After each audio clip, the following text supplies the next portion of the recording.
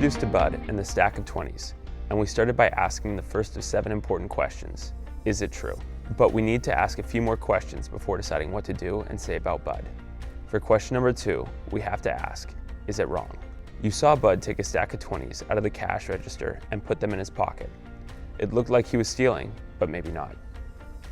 Perhaps he was asked by the manager to bring the 20s to the back office. Maybe the ski shop owed Bud some money and he was justified in taking it. And even if Bud really stole the money, maybe his conscience got the better of him later in the day and he quietly put it all back. Before we say anything about Bud, we have to be certain that what he did was genuinely wrong.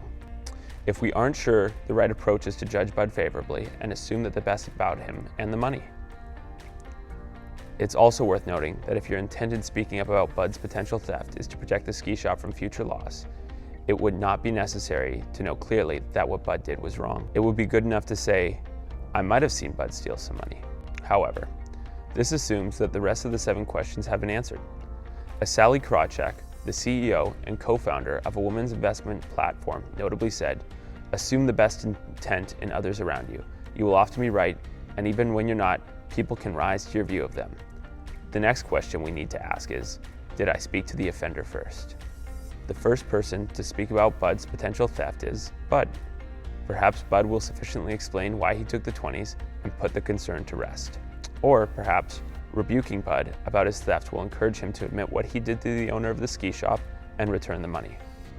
Because the constructive intent here is to get Bud to repay the stolen money, if we rebuke Bud directly, we accomplish the goal without having to say anything that might be lashon hara, negative speech. On the other hand, if you know confidently that Bud wouldn't listen to your rebuke, you don't have to offer it. Additionally, it's worth repeating that if your intent in speaking up about Bud's potential theft is to protect the ski shop from future loss, it would not even be necessary to rebuke Bud first. In the next few videos, we'll ask questions 4 through 7 and figure out what to do and say about Bud. Until then, today's Daily To-Dos asks you to look for an opportunity to speak directly to someone who you feel concerned about and not to speak about them to others.